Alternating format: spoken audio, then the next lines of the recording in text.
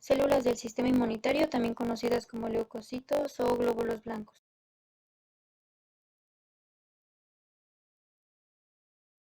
La producción de estas células es mediante un proceso denominado hematopoiesis, el cual se presenta desde una etapa embrionaria en el saco vitelino, posteriormente en el hígado, y a partir del tercer mes este proceso se lleva a cabo en el vaso. Cuando los huesos del embrión ya están desarrollados, que es a partir aproximadamente del cuarto o quinto mes, este proceso se lleva a cabo en médula ósea. Podemos encontrar las células circulantes, que son células que se encuentran en la sangre o en linfa, y células extravasculares, que son células que se encuentran en los órganos linfáticos, como por ejemplo en el timo. Cuando una célula ya cumplió el tiempo predeterminado de vida y no fue activada por un microorganismo patógeno, lleva a cabo un proceso denominado apoptosis, que induce la muerte natural de la célula sin causar alguna reacción.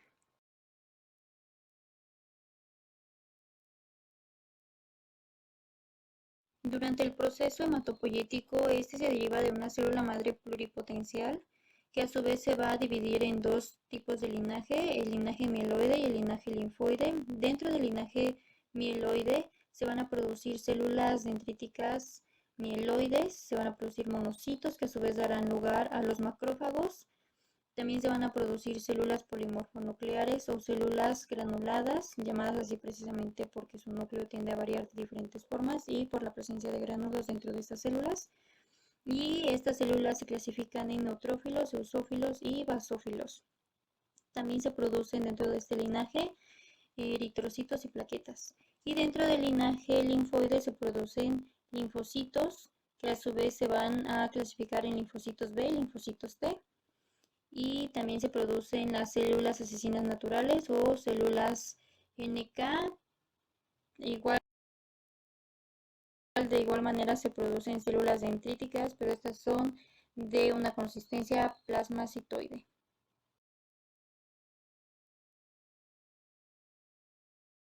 Características de las células dendríticas. Este tipo de células se originan en médula ósea, tienen la capacidad de fagocitar, también tienen la capacidad de detectar y de procesar los microorganismos patógenos con la finalidad de transportarlos a los órganos linfáticos para presentárselos a los linfocitos T.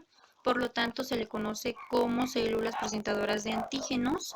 Tienen la capacidad para activar la respuesta del linfocito T y dependiendo del tejido donde se encuentren, se denominan de diferentes maneras. Tenemos células interdigitantes, células de Langerhans, que son las que se encuentran en la piel, las células intersticiales, células veladas, y tenemos células dendríticas mieloides o plasmacitoides.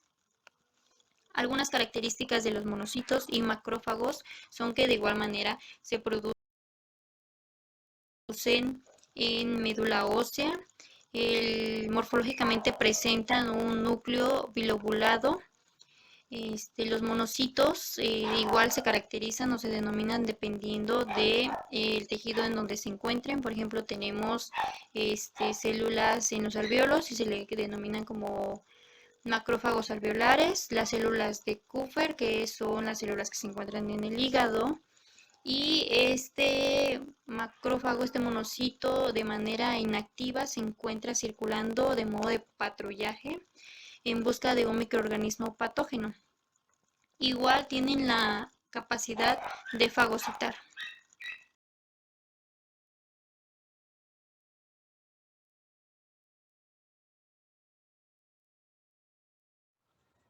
Características de las células polimorfonucleares o células granuladas. Dentro de este grupo tenemos a los neutrófilos, que estos se producen en médula ósea. Tienen aproximadamente un lapso de vida media corta de 2 a 3 días. Esta es el tipo de célula más abundante, abarcan un 70% aproximadamente de todo el grupo de células. Y estas células, su principal función es la fagocitosis y también tienen una interrelación con la inflamación. Su estimulación es producida por la interleucina 3, Y este tipo de células tiene dos tipos de movimiento, por así llamarlo, donde se encuentran las células de tipo patrullaje, donde estas se encuentran en circulación a encontrar un microorganismo patógeno, pero también se encuentran las células donde son llamadas unidireccionalmente al sitio que lo requiere mediante quimiotácticas, mediante sustancias quimiotácticas. Estas son las características más importantes de este tipo de células. Dentro de las células drosófilas tenemos que su citoplasma, igual que en las anteriores, está rico o se encuentra muy abundantes los gránulos. Y estas reconocen los antígenos, los anticuerpos IgE, IgA de los parásitos. Estos nos ayudan con la respuesta inmune ante los microorganismos, ante los parásitos. También son conocidas, se producen en médula ósea y estas igual tienen un núcleo bilobulado y dentro de las células basófilos tenemos que estas igual poseen un núcleo bilobulado y en su citoplasma hay abundantes gránulos. Los basófilos son el tipo de célula menos abundante, aproximadamente abarcan el 0.2-0.5% de estos tres tipos de células. Y también estos nos apoyan o nos ayudan ante las respuestas alérgicas que se pueden presentar. Es igual de tipo polimorfo nucleico.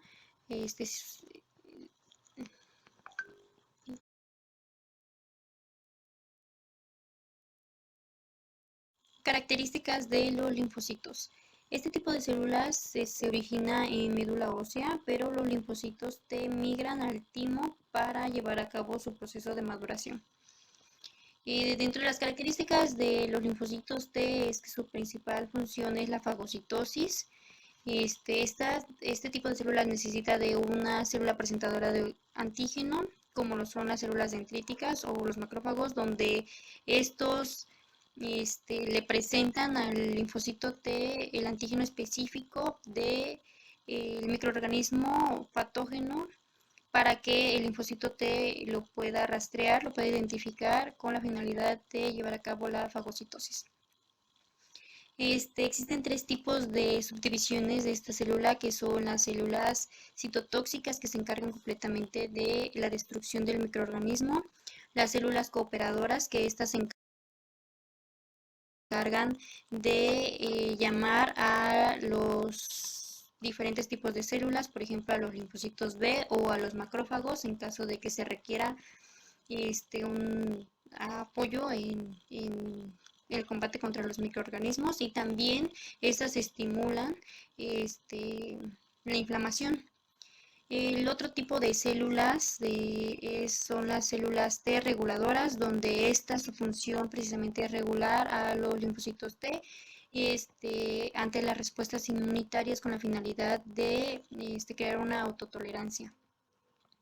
Y dentro de los linfocitos B, pues su principal función es la participación, la creación de los anticuerpos.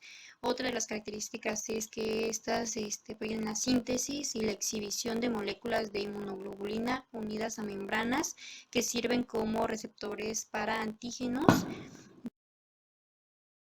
Entonces, una vez pues se activa o se lleva a cabo la fagocitosis del microorganismo patógeno, produce dos tipos de células, una que es la célula plasmática, en donde se van a crear los diferentes tipos de anticuerpos, las diferentes categorías que conocemos como el IgE, el IgA, el IgM, el IgE y el IgD.